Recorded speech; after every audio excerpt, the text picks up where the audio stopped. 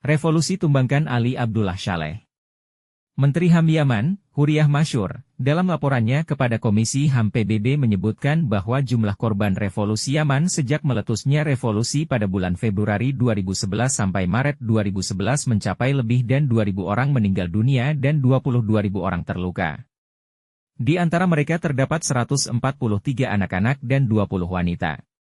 Departemen HAM Yaman menyerahkan laporan tersebut dalam konferensi Komisi HAM PBB ke-104 di New York, 14 hingga 15 Maret 2012. Laporan itu menyebutkan meski revolusi para pemuda Yaman berlangsung secara damai, namun beberapa kali sempat terjadi kekerasan bersenjata sehingga terjadi pelanggaran HAM yang serius, jatuh korban jiwa dan luka-luka.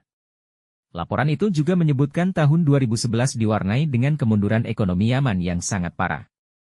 Selama revolusi berlangsung, kondisi keamanan memburuk sehingga tak kurang dari 800 kegiatan ekonomi ditutup mulai dari perusahaan besar, menengah, hingga usaha kecil. Sekitar 1 juta pekerja terpaksa kehilangan pekerjaannya. Angka korban meninggal dunia dan luka-luka tersebut belum termasuk korban serangan pesawat drone AS di wilayah Yaman Selatan yang dikuasai oleh Mujahidin Ansyar Asy-Syariah. Berkali-kali pemboman pesawat militer AS menewaskan ratusan warga sipil, termasuk anak-anak, wanita, dan orang jompo. Sampai saat ini, militer Amerika Serikat dan militer rezim murtad Yaman masih melakukan serangan-serangan biadab untuk memadamkan usaha penerapan syariat Islam di Yaman Selatan. Kewajiban penduduk dan mujahidin Yaman. Sesungguhnya Yaman menurut kesepakatan ulama termasuk bagian dari Jazirah Arab, Semenanjung Arab, yang merupakan kampung halaman Islam yang pertama dan utama. Dengan demikian ia adalah benteng utama dan wilayah utama kaum muslimin. 1.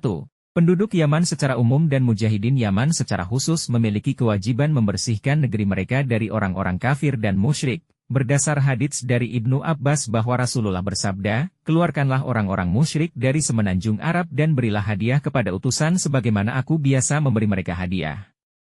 Hr. Al-Bukhari No.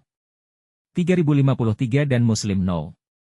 1637, dari Umar bin Khattab bahwa Rasulullah bersabda, sungguh aku akan mengeluarkan orang-orang Yahudi dan orang-orang Nasrani dari Semenanjung Arab sehingga aku tidak menyisakan kecuali orang Muslim.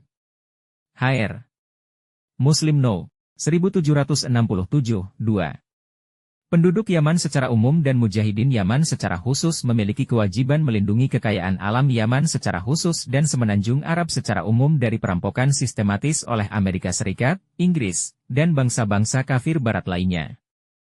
Kekayaan tersebut meliputi minyak bumi, gas alam, hasil-hasil pertambangan, potensi kelautan dan pelayaran, pertanian, dan lain-lain.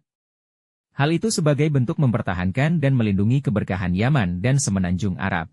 Sebab, Yaman adalah negeri Islam, wilayah kaum muslimin, dan bagian dari Semenanjung Arab yang diberkahi, sebagaimana di surat Ibrahim, 37. Ya Rabb kami, sesungguhnya aku telah menempatkan sebahagian keturunanku di lembah yang tidak mempunyai tanam-tanaman di dekat rumah MU, Baitullah, yang dihormati. Ya Rabb kami, yang demikian itu, agar mereka mendirikan sholat, maka jadikanlah hati sebagian manusia cenderung kepada mereka dan beri reskilah mereka dari buah-buahan, mudah-mudahan mereka bersyukur. Dan apakah kami tidak meneguhkan kedudukan mereka dalam daerah haram, ianah suci, yang aman, yang didatangkan ke tempat itu buah-buahan dari segala macam, tumbuh-tumbuhan, untuk menjadi rezeki, bagimu, dari sisi kami? Al-Kashash, 28, 57. Seluruh kekayaan alam tersebut merupakan karunia Allah yang diperuntukkan secara khusus bagi anak keturunan Nabi Ibrahim dan Ismail yang beriman. Kekayaan alam tersebut harus dinikmati oleh orang-orang Muslim, bukan oleh orang-orang kafir. Dan, ingatlah, ketika Ibrahim berdoa, Ya Rabbi, jadikanlah negeri ini sebagai negeri yang aman sentosa, dan berikanlah rezeki dari buah-buahan kepada sebagian penduduknya yang beriman kepada Allah dan hari kemudian. Dan kepada orang yang kafir pun aku beri kesenangan sementara, kemudian aku paksa ia menjalani siksa neraka dan itulah seburuk-buruk tempat kembali. Al-Baqarah 2, 126. Negeri Yaman, tempat bagi kelembutan hati, keteguhan iman, dan pusat kedalaman lemu. Dari Abdullah bin Mas'ud bahwasanya Nabi bersabda, iman itu berasal dari arah sini, beliau menunjuk ke arah Yaman dengan tangan beliau, kemudian bersabda, adapun sifat kasar dan hati yang keros adalah pada orang-orang yang angkuh, yaitu para pemilik unta yang berasal dari arah munculnya dua tanduk setan, suku Rabi'ah dan suku Mudar. Dari Abu Hurairah dari Nabi beliau bersabda, telah datang kepada kalian penduduk Yaman. Mereka adalah orang-orang yang paling lembut jiwanya dan paling lunak hatinya. Iman itu dari arah Yaman dan hikmah itu dari arah Yaman. Kesombongan dan berbangga diri berada pada para pemilik unta, sedang ketenangan dan kewibawaan berada pada para pemilik kambing. Dalam riwayat lain dari Imran bin Husain, ia berkata, Bani Tamim datang kepada Rasulullah maka beliau bersabda, bergembiralah kalian, wahai Bani Tamim.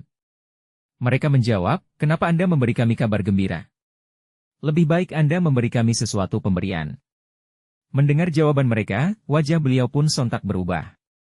Lalu datang penduduk Yaman, maka beliau bersabda kepada mereka, terimalah kabar gembira, karena Bani Tamim tidak mau menerimanya. Mereka menjawab, kami siap menerimanya, wahai Rasulullah. Dari Uqbah bin Amir bahwasanya Rasulullah bersabda, penduduk Yaman adalah orang-orang yang paling lembut jiwanya, paling lunak hatinya, dan paling bermanfaat amal ketaatannya. Al-Hafiz Ibnu Hajar Al-Asqalani berkata, kesimpulannya, sabda beliau, Yaman, mencakup setiap orang yang dianggap orang Yaman, baik karena faktor domisili maupun karena faktor kabilah. Hanya saja yang lebih terkenal adalah karena faktor domisili. Dan memang itulah yang bisa disaksikan di setiap masa dari keadaan penduduk arah Yaman dan penduduk arah utara. Orang yang berasal dari arah Yaman biasanya hati dan fisiknya lembut, sebaliknya orang yang berasal dari arah utara biasanya hati dan fisiknya kasar. Dalam hadits Ibnu Mas'ud, Rasulullah membagi tipe manusia menjadi 3 berdasar arah kedatangannya, penduduk Yaman, Syam, dan Timur. Beliau tidak menyebutkan penduduk Barat dalam hadits ini. Namun demikian, beliau telah menyebutkan penduduk Barat dalam hadits yang lain. Boleh jadi penduduk Barat sudah disebutkan dalam hadits ini, namun perawi tidak menyebutkannya karena lupa. Atau alasan lainnya. Wallahu alam.